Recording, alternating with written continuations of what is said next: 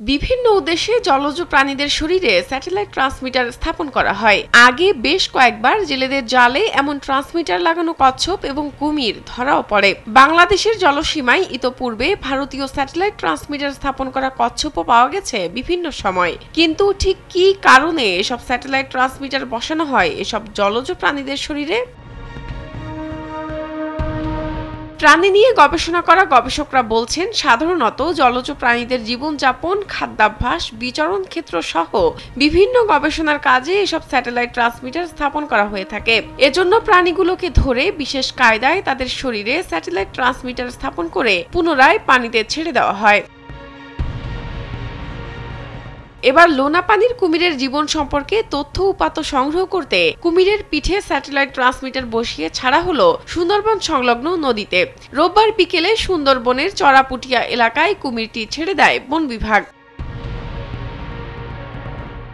পূর্ব সুন্দরবনের করমজল বন্যপ্রাণী প্রজনন কেন্দ্রের ভারপ্রাপ্ত কর্মকর্তা হাওলাদার মোহাম্মদ আজাদ কবির জানান, মূলত কুমিরের জীবনাচরণ জানতে স্যাটেলাইট ট্রান্সমিটার বসিয়ে কুমির অবমুক্ত করা হয়েছে। কুমিরটির পিঠে বসানো স্যাটেলাইট ট্রান্সমিটারের মাধ্যমে কুমিরের জীবন সম্পর্কে গুরুত্বপূর্ণ বিষয় জানা যাবে। এর ফলে কুমিরের খাবার এবং অন্যান্য বিষয় সম্পর্কে আরো বেশি গবেষণা করা সম্ভব হবে। 26 জানুয়ারি আজ আমরা একটা কুমিরকে ট্রান্সমিটার ডিভাইস সেট করে আমাদের এই চড়াপুটা ছেড়ে দিলাম। তো আমরা এখন এটাও আরো গবেষণা করছি যে আগে যে সাইটটা ছিল এটা চলাফেরা এবং এটি চলাফেরা কেমন হচ্ছে, সঠিক আছে কিনা এবং আর নতুন কোনো তথ্য পাওয়া যায় কিনা। এইটা আসলে আমাদের এই দক্ষিণ এশিয়ায় এই ধরনের কোনো সিস্টেম জানা ছিল না। এখন আস্তে আস্তে আমরা গবেষণা করে জানছি। এখানে আমাদের সাথে অস্ট্রেলিয়া থেকে বিশেষজ্ঞ ডক্টর রুচি আছেন।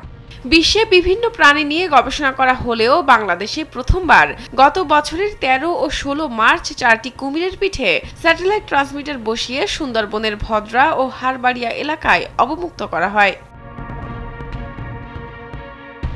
বন বিভাগের ঊর্ধ্বতন কর্মকর্তাদের পাশাপাশি আন্তর্জাতিক কুমির বিশেষজ্ঞরাও যুক্ত ছিলেন এই কাজের সঙ্গে।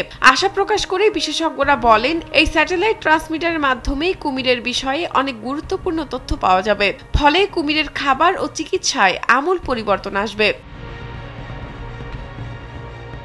শাহনাজ পারভীন, কালবেলা।